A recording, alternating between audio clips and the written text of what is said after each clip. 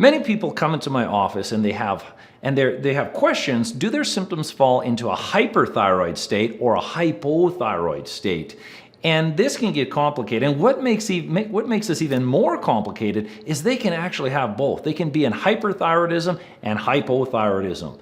And it can get quite complicated. So I'm going to teach you where these symptoms fall and how someone can actually be hypothyroid and hyperthyroid. And we're going to start right now.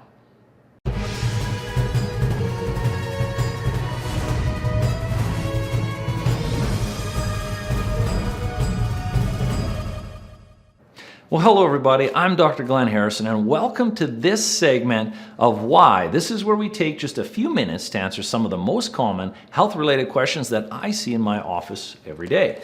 And if you are new to this channel, make sure you click this, and if you're new to this channel, you want to learn more, make sure you click the subscribe and the bell notification so you don't miss anything.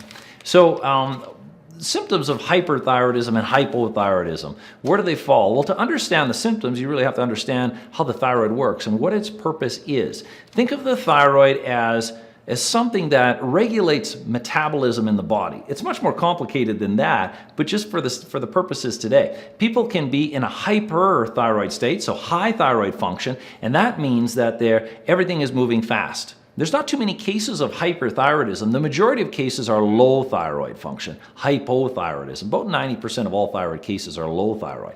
So this butterfly-shaped gland in the neck, this regulates the body. If we're going to be, if all the processes in our body are going to be in a high thyroid, a high functioning state, or a low functioning state.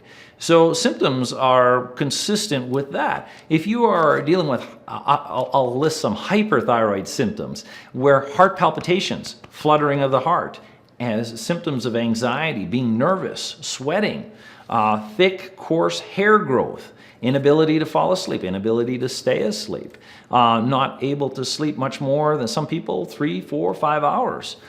Being very irritable. Those are all common symptoms of hyperthyroidism. Another symptom is diarrhea, where even their bowel movements, everything is fast, everything is moving very quickly. So those are some of the common symptoms of hyperthyroidism. There are others, but those are some of the more common ones. When you get into low functioning thyroid, hypothyroid, low meaning low.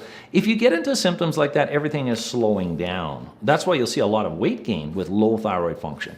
You will see hair thinning, brittle nails, dry skin, dry scalp. Wounds that, if you have cuts or scratches or scrapes, any of those things, those won't heal as fast because even your immune system is running slower.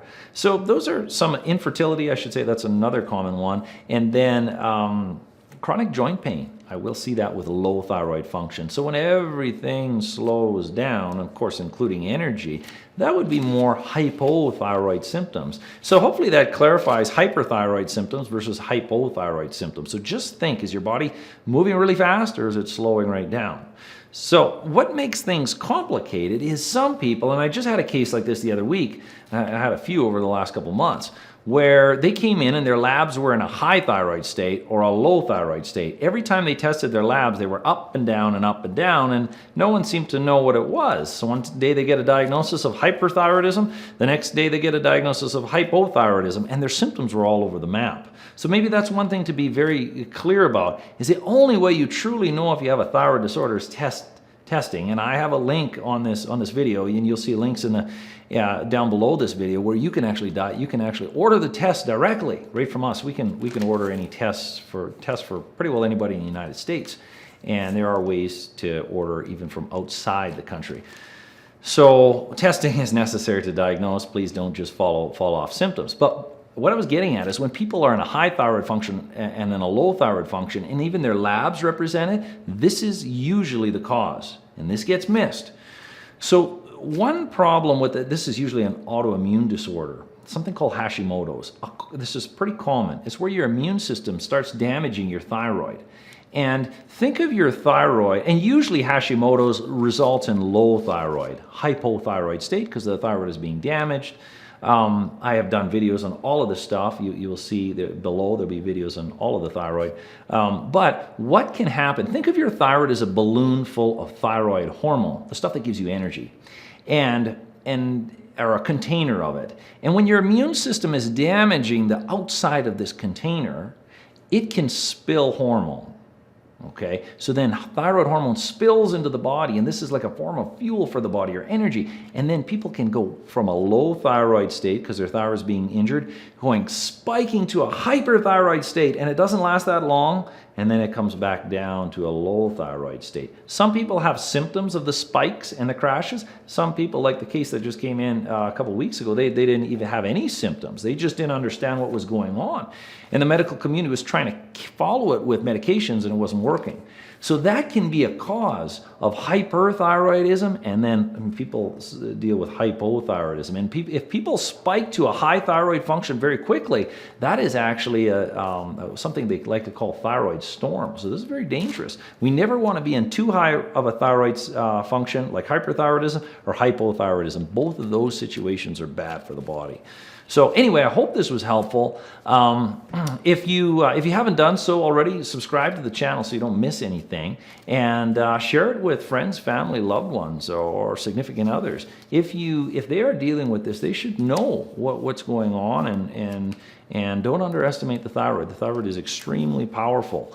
And it should be taken care of. We can work with anybody around the country, but to get it diagnosed, reach out to a healthcare provider, or even you can use one of the links and order the labs to figure it out. So with that being said, I'm Dr. Glenn Harrison, and I look forward to talking to you next day where we're going to answer the why to another health-related question. Have a great day.